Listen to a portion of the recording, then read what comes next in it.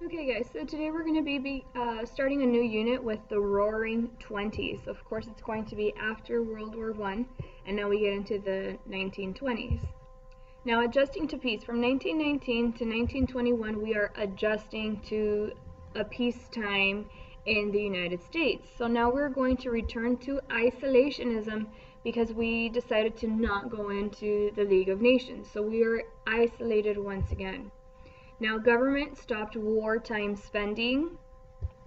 Soldiers returned looking for jobs, right? We had African Americans and women take over the jobs of soldiers. So now that the soldiers are back, now they're looking for jobs. Factories were converted to civilian production, so it went from producing things for the war to producing things for the home front here in the United States. And farmers lost their markets in Europe because of the devastation that they were going through. So, and the depressions that they were going through, we lost our markets. And it leads to a temporary recession. A recession is an economic downturn, okay? Economic downturn. Now, we're going to go ahead and get started with the Red Scare.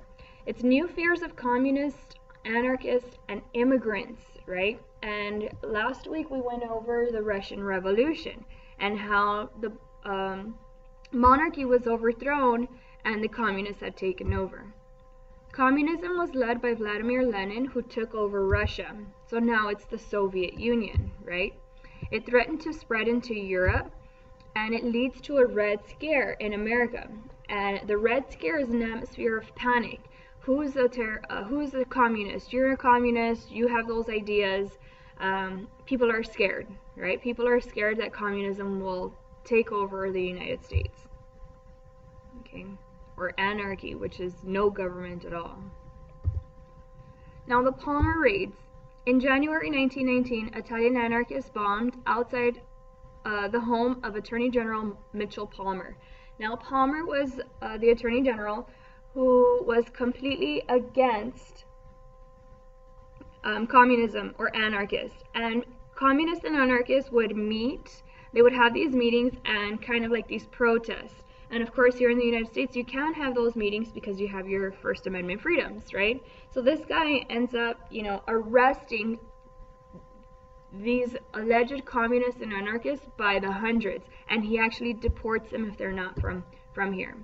So it's one in a series of attacks, and he was convinced that it was a plot to overthrow the government, right? He rounded up about 4,000 suspects without warrants, and we know that's one of your rights, right, to have a search warrant. So he did it without due process. And it was directed by J. Edgar Hoover. Most were released, but 600 of them were deported, right, back to Italy or Russia or wherever they came from. Now the Sacco and Vanzetti case, since we do not like immigrants, right, these two Italians were accused of a murder. Sacco and Vanzetti, Nicola Sacco and Bartolomeo Vanzetti. And they were convicted of murder during a burglary. They were allegedly anarchists, and they were both found guilty. Even though there wasn't evidence to prove them guilty, they were still found guilty and executed in 1927, right? So just because they were titled anarchists, America automatically thought they were guilty. All right. Now the rise of nativism and racism.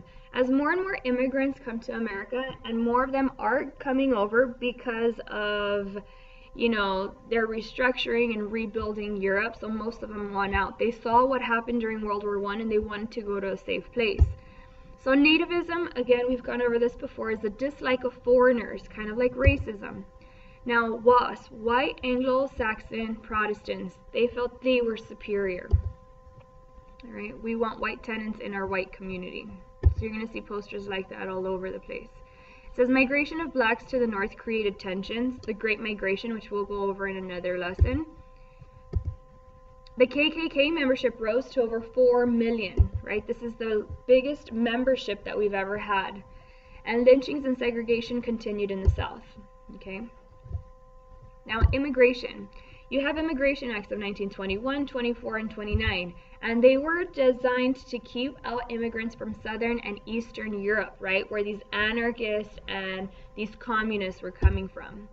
And quotas were set up. A quota is a limit, all right? Quotas are limits of how many people can come in here from each of the countries. Asians altogether were not allowed, right? They were banned from the United States. And the last thing we're going over is eugenics. It's that the human race could be improved by breeding, right? Like if we were dogs or something. So they can be improved by breeding. So it was a belief that light-skinned, blonde-haired, blue-eyed people were superior to others. So it kept, the races separated. Created by Charles Davenport, and he forced sterilization, segregation laws, and marriage restrictions. And yes, this happened in the United States. Okay. If you have any questions, you let me know.